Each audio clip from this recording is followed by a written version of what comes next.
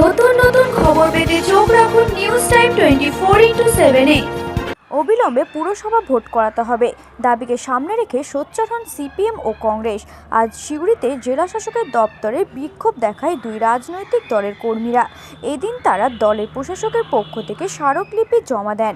প্রসঙ্গত, সিউড়ি, দুবরাজপুর, রামপুরহাট, সাঁইথিয়া, বোলপুর এই 5টি পুরসভা বোর্ডের মেয়াদ শেষ হয়েছে। তারপর বসানো হয় বোর্ড অফ অ্যাডমিনিস্ট্রেটর।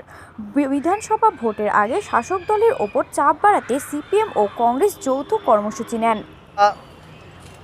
বামফ্রন্ট এবং ভারতের জাতীয় কংগ্রেসের পক্ষ থেকে আমরা মহকুমা শাসকের কাছে অবিলম্বে পৌরসভা নির্বাচনের দাবিতে আমরা তাকে কাছে স্মারকলিপি আমরা প্রদান করব।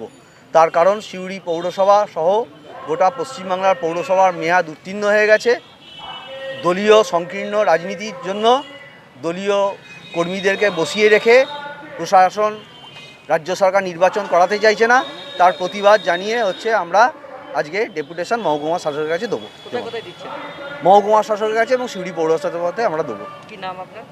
আমার নাম দেবাশিস গাঙ্গুলি এবং আমরা বামফ্রন্ট এবং যা ভারতের জাতীয় কংগ্রেসের পক্ষ থেকে আমরা প্রতিনিধিত্ব করছি। 6 জন প্রতিনিধি আমরা এসডিও সাহেবের সঙ্গে দেখা করব।